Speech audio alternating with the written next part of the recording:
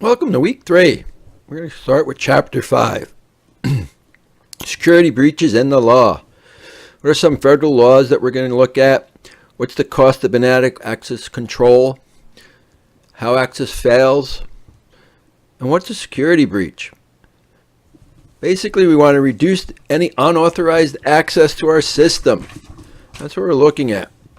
So what are some federal laws we have? There's some federal laws that we can look at. Computer Fraud and Abuse Act. It's a federal criminal statute designed to protect electronic data from theft. Right? So there are laws protecting us. However, if you're a criminal, you don't really care about the laws, do you? But it stops the ordinary. It allows us to prosecute people. If someone does commit a crime on the digital front, we're able to hold them accountable and make sure that they can be prosecuted. We have the Digital Millennial Copyright Act, passed in 1998, implemented registration, makes a crime to bypass technology mechanisms and enforce it. So we have California has created some laws for us that allows us to within their own state. So we have federal laws, we have state laws we can look at. Cost of inadequate front door and first layer access control. What happens if we don't have the correct access control in it? People will be able to come in and do what they want. So we need to really make sure that we not only have the system, the network protected, but we have to have the people trained to ensure that whoever's there belongs there. Did they go through a venting process? Did they get the proper clearance? So we need to understand that this happens, and we have to deal with people. People don't always follow the procedures. Phishing is a big problem. Getting into that information, customer or employees will click on stuff they shouldn't. So we need to educate them. The data encryption standard. It also allows us to have information to make sure that we have everything that we need in control. Basically, a security breach, information that is taken that includes lost and misplaced data, stolen data, laptops that might be lost or stolen, even cell phones nowadays have data on it. What are we doing to protect that?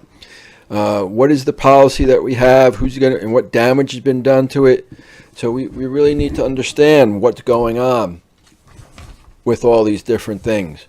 So there's different kinds of security breaches that we're going to look at in detail. Systems exploited through a Trojan horse, if you want. Eavesdropping, which is another one. Social engineering, which is a big one that we need to address. Denial of a service attacks. Indirect attacks. Physical attacks. So there's all these different things. Basically, implications of security breaches is breach of a security system that damages an organization's computer system, result in financial loss, customer trust, or legal penalties.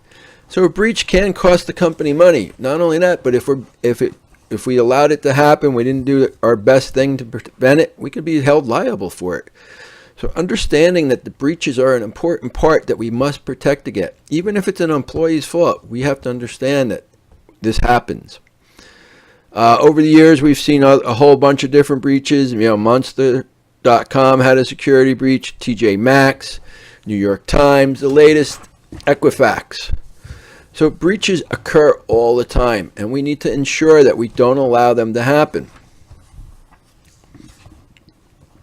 If they do happen, we're going to look at Chapter 6, Mitigation Risk and Access Control, Systems and Authentication. So again, what are we looking at in this chapter? How access control types apply to business challenges, how access controls can be used to solve business challenges, and what are some of the studies, for example. What are the business needs? It's great to have a system in place, but does it meet the needs of the business? And that's what we're going to be looking at in this chapter. One of the first things we want to look at is disaster recovery.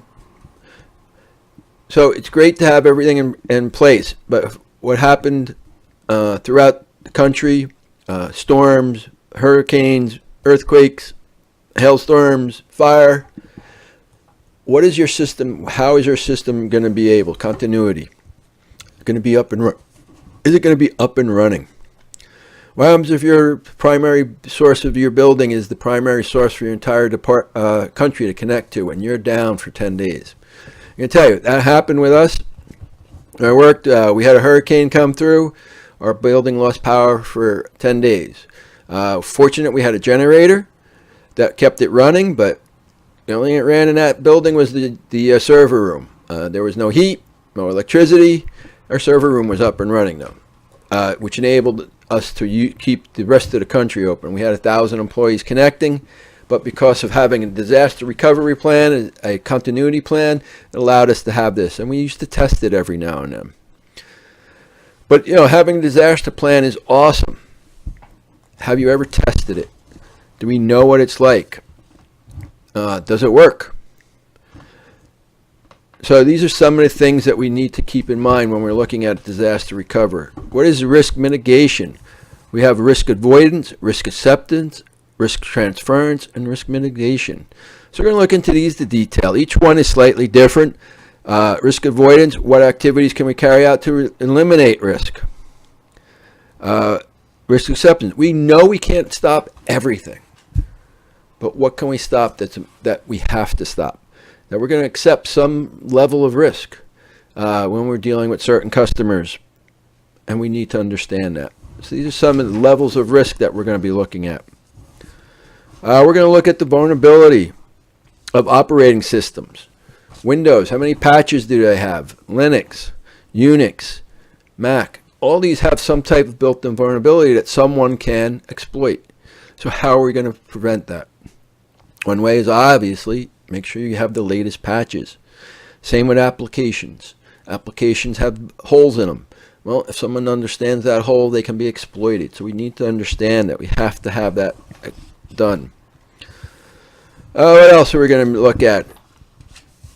Technical strategies, discretionary access, mandatory access controls, automated account review. We're going to make sure that only people who have to have access to the systems has it. And that's kind of private. Let's see what else. Service, software as service. So that's probably what we're going to cover. So on our week 3, we're looking at your reading assignments, chapter 5 and 6. You are going to have your discussion question, your weekly paper, your chapter quiz, and your journal entry. Also in the lecture and notes section, there's 2 videos you can watch. Again, you can reply to these as part of your response to your discussion question. It does not replace your initial response, but if you want to watch these videos, you can always respond back to that. All this is in our